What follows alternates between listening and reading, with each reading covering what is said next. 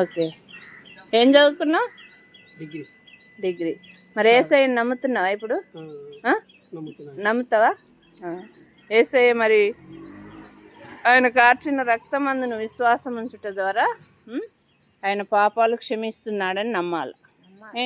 నమ్మి బాప్తిస్మం తీసుకున్నప్పుడు నీకేమొస్తుంది? పాపక్షమాపణ, నిత్య జీవం, మోక్షం అంటారు కదా, మన హిందూస్లో మోక్షం అంటారు. ఆ మోక్షానికి పోయే మార్గము యేసుప్రభు. యేసుప్రభు ఒక మాట చెప్పినాడు, ఏమనంటే నేనే మార్గం, సత్యం, జీవం, నా ద్వారానే తప్ప ఎవడు తండ్రి వద్దకు రాలేడని బైబిల్లో యోహాను సువార్త 14:6 చెప్తాడు. 14వ అధ్యాయము 6 నీకు ఆడ బైబిల్ ఉందా? కొత్త నిబంధన? పూర్తి బైబిలా? కొత్త నిబంధన అది. అందులో ఉంటుంది యోహాను సువార్త 14:6 చదువుకో. 14వ అధ్యాయం 6 అయితే యేసు ప్రభుని విశ్వసించుట ద్వారా మనకేమొస్తుందంటే అదే అధ్యాయంలో మొదటి వచనాల్లో ఏం చెప్పినాడంటే ధైర్యంగా ఉండమంటున్నాడు. మీ హృదయాల్ని కలవరపడనీకుడి, ధైర్యంగా ఉండండి, దేవుని యందు విశ్వాసం ఉంచుచున్నారు, నా యందును విశ్వాసం ఉంచును, నా తండ్రి ఇంట అనేక నివాసములు కలవు అంటున్నాడు. తండ్రి ఇల్లు అంటే ఎక్కడ? పరలోకంలో. పరలోకంలో అనేక నివాసాలు ఉన్నాయి. అంటే నీకు ఒక నివాసం ఉంది. ఈ లోకంలో ఉన్నా లేకపోయినా ఇల్లు పరలోకంలో, హెవెన్లో ఏముంది? నివాసం ఉంది. ఆ ఇల్లు నీకు కావాలంటే యేసయ్యని విశ్వసిస్తే ఈ క్షణంలోనే యేసు ప్రభు దగ్గర పాపాలు ఒప్పుకొని యేసయ్య నా పాపాలు క్షమించంటే ఆయన క్షమిస్తున్నాడు. నమ్మాల. ఎందుకంటే నీకు ఒక శాంతి, సమాధానం వస్తుంది. యేసు ప్రభు ఉన్న హృదయంలో ఏముంటుందంటే సంతోషం, సమాధానం ఉంటుంది. యేసు ప్రభు చెప్పినాడు, నా తండ్రి ఇంట అనేక నివాసములు ఉన్నాయి. అట్లే కాదు, మీ యొద్ద ఎల్లప్పుడూ ఉండడానికి నేను ఆదరణకర్త అయిన ఆత్మను మీ కొరకు పంపిస్తున్నా. నేను తండ్రి వద్దకు పోతున్నా, ఆయన నా పేరిట పరిశుద్ధాత్మని, ఆదరణకర్త అయిన ఆత్మని మీకోసం పంపిస్తా అని అంటాడు. ఆ ఆత్మ ఇప్పుడున్నాడు.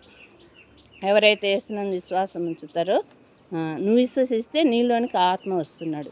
నేను విశ్వసించిన అన్నాడు. నేను చెప్పినా కదా 30 సంవత్సరాలకు ముందు. ఎప్పుడు నేను 97-98లో ప్రభువుని నమ్మిన. అప్పుడు దేవుని ఆత్మ నాలోనికి వచ్చినాడు, నాకు శాంతి, సమాధానం ఇచ్చినాడు. ఎప్పుడైతే యేసు ప్రభు అని నేను ఆయన పేరును తలంచుకున్నానో ఆ క్షణంలోనే ఆయన ఆత్మ నాలోనికి వచ్చేసినాడు, నాకు నిద్రనిచ్చినాడు. చెప్పినా కదా, ఆ యొక్క ఆత్మలు, 3,000,000 దేవతల ఆత్మలన్నీ కూడా నాలోనికి వచ్చి నన్ను భయపెట్టిన ఆత్మలన్నీ కూడా ఒకే క్షణంలో వెళ్ళిపోయినాయి. ఒక్క సెకండ్లోనే అన్నీ వెళ్ళిపోయినాయి. యేసు ప్రభు పేరుని నేను ఎప్పుడైతే పలికినానో, యేసు ప్రభువా అని ఎప్పుడైతే నేను ఆయన్ని పిలిచినానో ఆ క్షణంలోనే అన్నీ వెళ్ళిపోయినాయి. దేవుని ఆత్మ నాలోనికి వచ్చినాడు. అట్లా నువ్వు కూడా నీ పాపాలు ఒప్పుకుంటే యేసు ప్రభు క్షమిస్తున్నాడు. నీకు శాంతి, సమాధానం వస్తుంది, మరణ భయం లేదు.